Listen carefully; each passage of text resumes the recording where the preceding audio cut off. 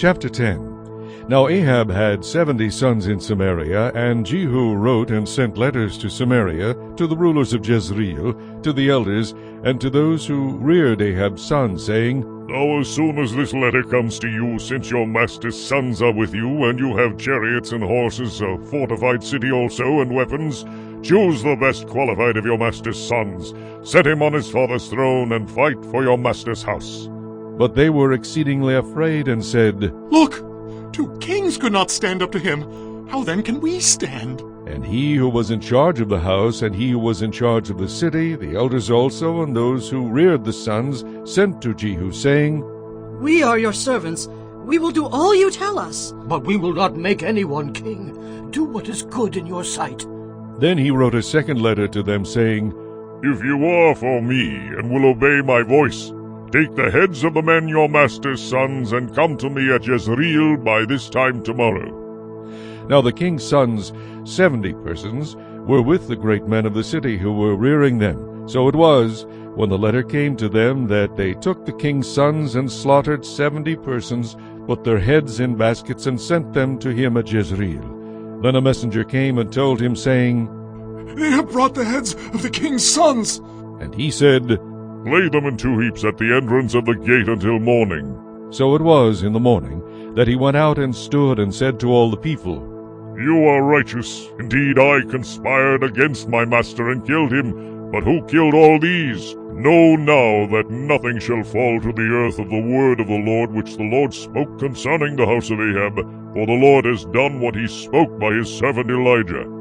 So Jehu killed all who remained of the house of Ahab in Jezreel, and all his great men, and his close acquaintances, and his priests, until he left him none remaining. And he arose and departed, and went to Samaria. On the way, at Beth-eked of the shepherds, Jehu met with the brothers of Ahaziah king of Judah, and said, Who are you? So they answered, We are the brothers of Ahaziah.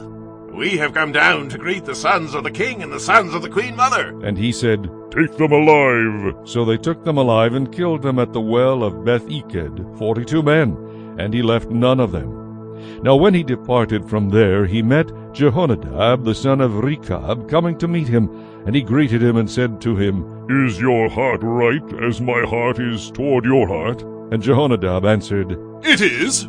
Jehu said, If it is, give me your hand. So he gave him his hand, and he took him up to him into the chariot.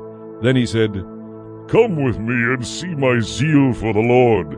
So they had him ride in his chariot. And when he came to Samaria, he killed all who remained to Ahab in Samaria, till he had destroyed them according to the word of the Lord, which he spoke to Elijah. Then Jehu gathered all the people together, and said to them, Ahab served Baal a little. Jehu will serve him much.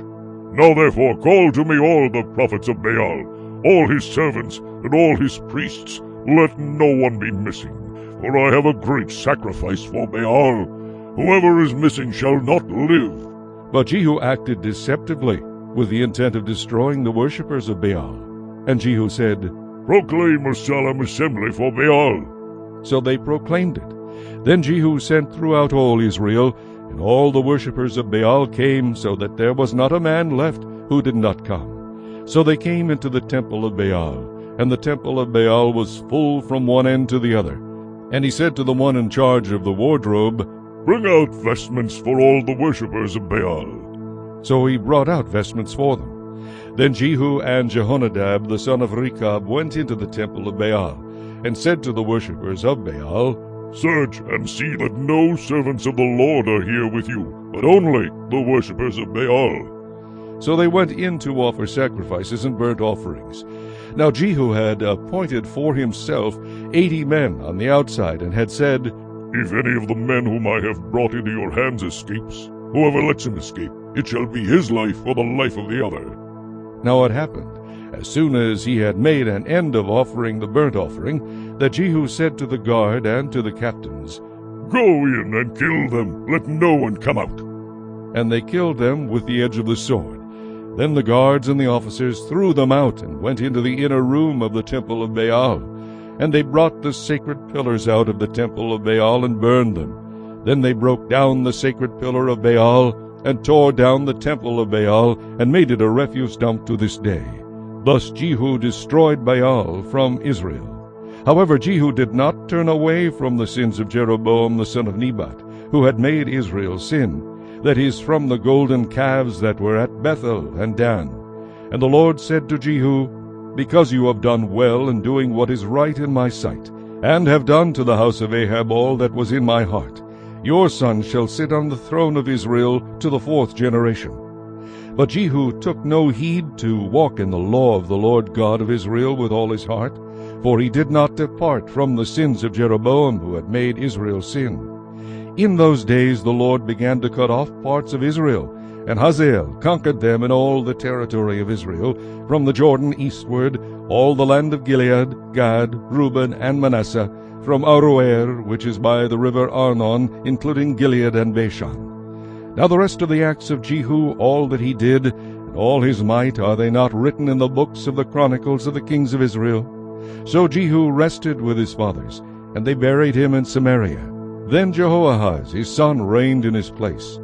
And the period that Jehu reigned over Israel in Samaria was 28 years.